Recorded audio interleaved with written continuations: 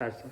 Hello friends, today I have a case of multiple phalanx fracture in the hand, and so I'll be demonstrating a wrist block wherein we can do all the fingers KYS together with just one block and not giving ring blocks to each finger.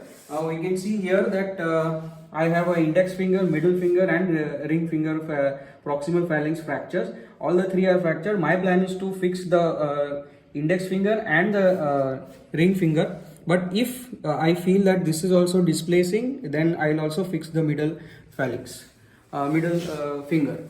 So we'll go to the patient. He is a 35-year-old guy, and we'll be demonstrating the wrist block wherein we can do the procedure with the ease. So in the wrist joint, this is the palmaris longus, and this is the flexor carpi radialis. In between and below that we have the median nerve, that is the first nerve.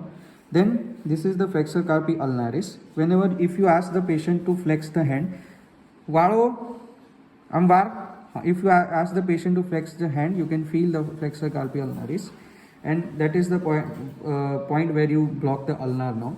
The third point is the radial styloid. This is the end of the radial styloid, and I have marked the radius, lower end radius here. So this is the point where the superficial radial nerve will be blocked.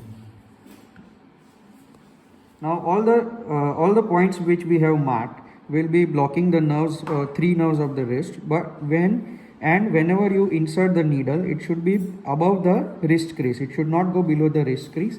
In the median nerve, you have to go at least 2 cm above the wrist crease, because if you go inside at the crease of the joint, you can go into the carpal tunnel, and it might create some symptoms of carpal tunnel syndrome.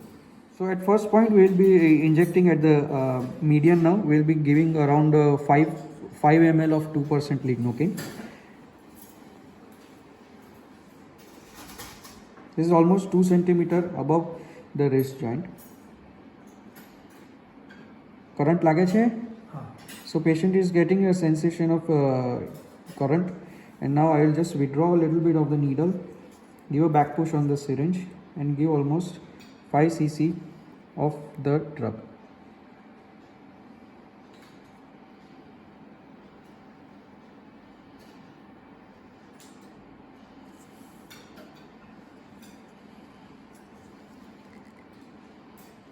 It should be an easy passage. It should not be tight compartment. Now we will be blocking the ulnar now. This is the flexor carpi ulnaris tendon. You have to go just below the tendon, and just below the tendon, give a back pressure on your syringe and infiltrate almost 2.5 ml to 3 ml of the drug.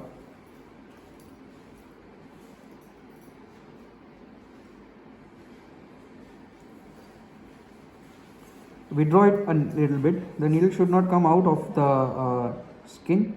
Take it above the tendon, and then again give around 2.5 to 3 cc of drug.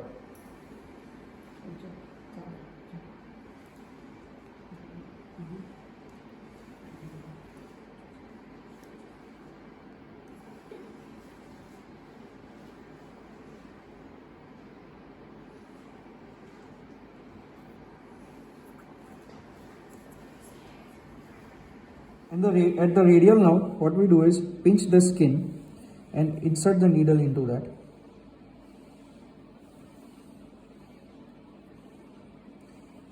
Withdraw some at the negative pressure, and then start giving the drug. This will be more of a subcutaneous infiltration rather than a intra-compartmental infiltration.